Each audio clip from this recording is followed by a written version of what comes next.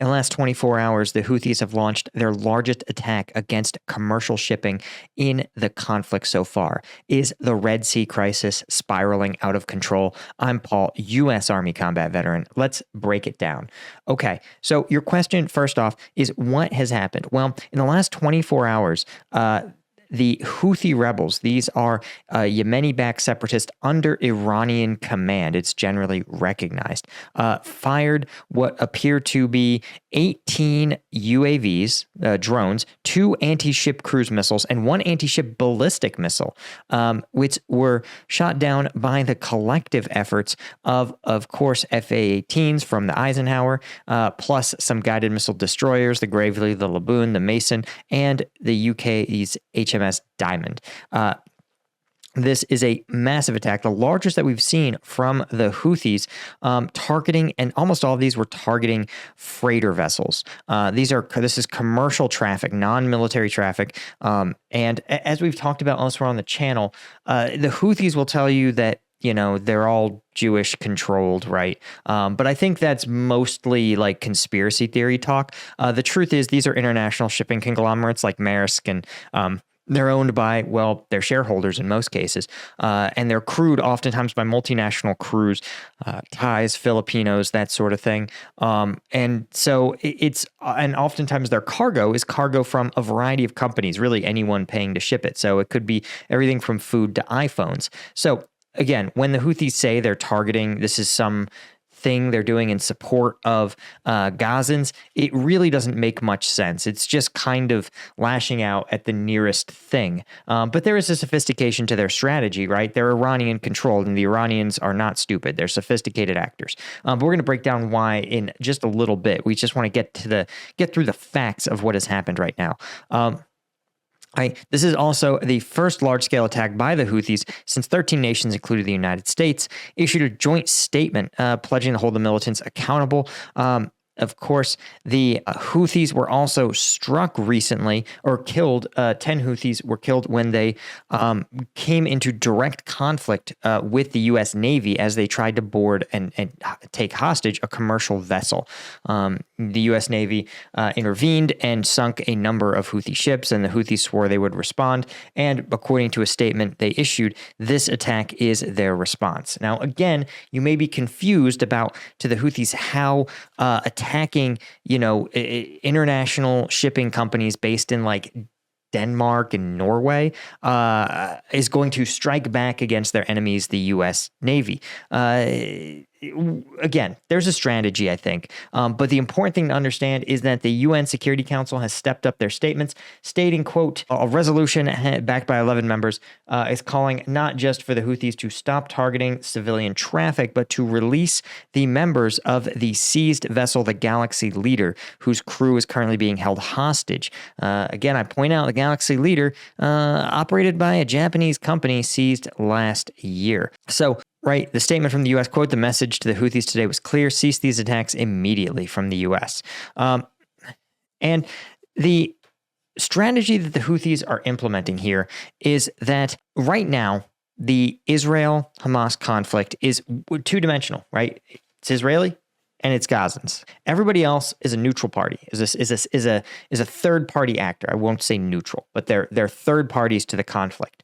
The Houthis' goal, right? The Gazans can't really stand against the Israelis, or the Hamas can't really stand against the Israelis, excuse me. But if Iran's goal is to expand this conflict, to make it not a referendum, not an annoying Palestinian-Israeli conflict, but to make it a conflict of the West against the Muslim world, in that case, right, if the whole Muslim world or the whole Iranian aligned world unifies against the West and against Israel, then the conflict looks much more even. This is a very standard tactic used by smaller forces when engaging larger ones, is to try to deliberately draw in as many of their allies as possible.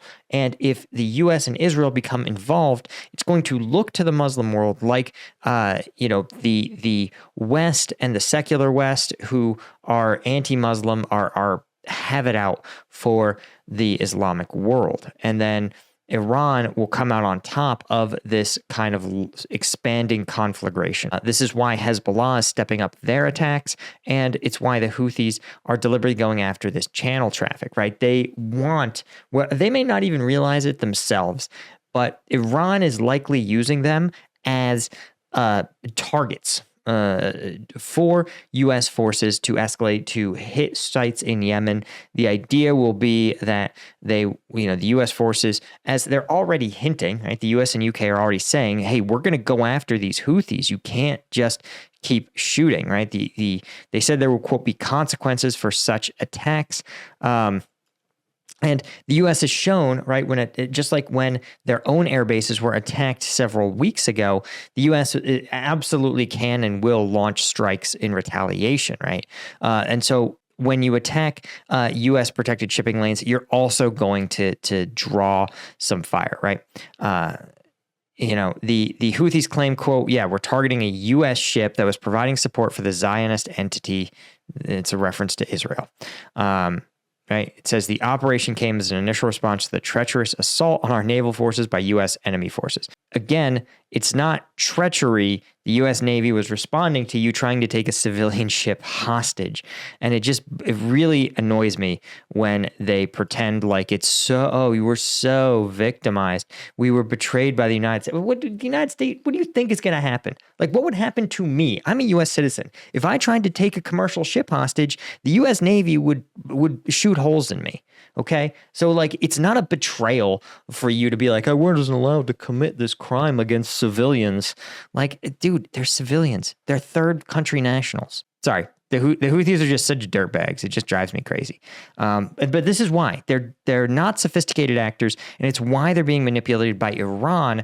And the goal of this is for the Houthi forces to be targeted by the U.S., expanding the scope of the conflict and forcing, again, like U.S. allies like Saudi Arabia to make tough choices, right? Because right now, the Saudis and the U.S. have a large defense cooperation, and the Saudi-backed forces are opposing the Houthis in Yemen, Iranian-backed forces. And so to drive a wedge between the Saudis and the U.S. is probably Iran's like meta goal in all this.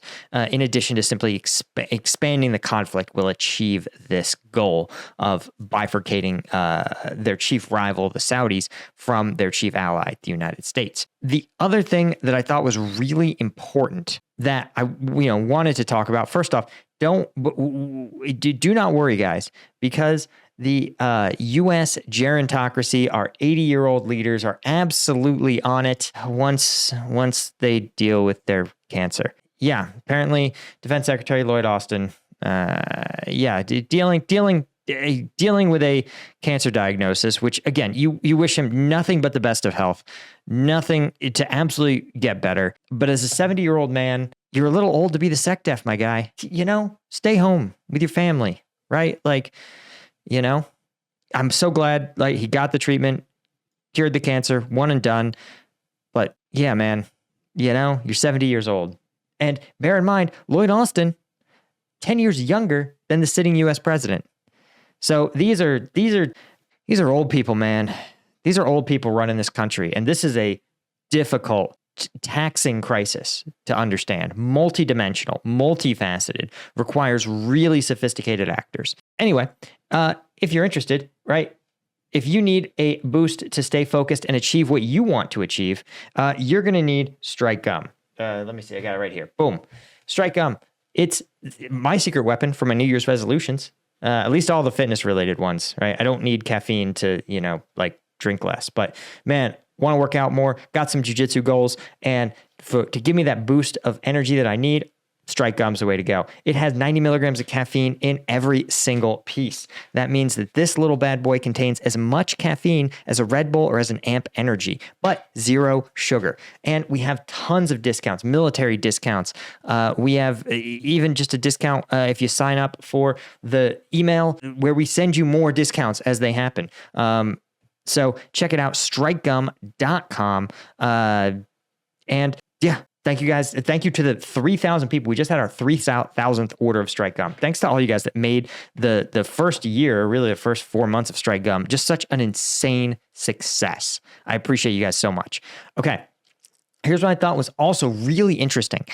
So the Houthis, right, the reason they're trying to do this, they think, and they're kind of correct. You can see here, right, the port of Eilat is an Israeli port, right? It's actually the only way to get traffic from the Red Sea into the Israeli state, right? The only other way is, of course, through the Mediterranean. They have a very large number of Mediterranean ports. You can see them here, Haifa. But 15% of all maritime traffic passes here through the Suez.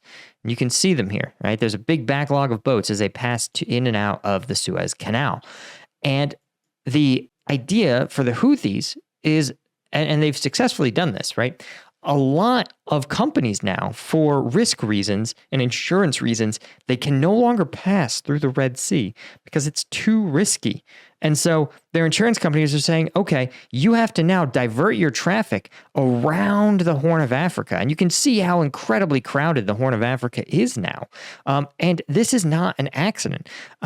They are going around the Horn of Africa, but you can also see that if your goal is to ship to, say, the Mediterranean, you're talking about adding days, maybe even weeks of travel time, a tremendous amount of fuel. It's going to push up the price of everything, but especially oil, right? You're going to have to burn a lot of fuel to move oil tankers from the Red Sea Suez Canal route into Europe. Now it has to go all the way around the Horn of Africa and into Europe, right? It also, if you want to get to the United States, let's say you want to ship it into New York, right? Through the Red Sea, straight through the Mediterranean into New York, easy money. Instead, now you got to go out through Kuwait, down around Africa, and then get to the United States. You see the problem here, right? This is a way to directly punish the West, and the West almost exclusively, right? Because if you want to ship to China, Australia, the Philippines, Japan, anywhere in the East, you could see it can come out of the Middle East through Kuwait and just go straight there. It doesn't need to pass through the Red Sea at all. So that's what the Houthis are trying to do. This is their efforts to punish the West, and they're succeeding, right? U.S. international maritime traffic being diverted out of the Red Sea. There's still obviously a considerable amount of Red Sea traffic passing through, but I think over the next couple of days and weeks, we're going to see this level of traffic decrease by a lot. And the U.S., of course, and the U.K. and other international allies, we're trying to be the guarantor, keep this open, prove that no matter what the Houthis try to throw, the U.S. forces can shoot down the drones and ballistic missiles and cruise missiles. But this is an escalating, dangerous crisis. Anyway, guys, that's all I had for you. Thank you so much. I'll see you in the next one. Hit like and subscribe. Cheers.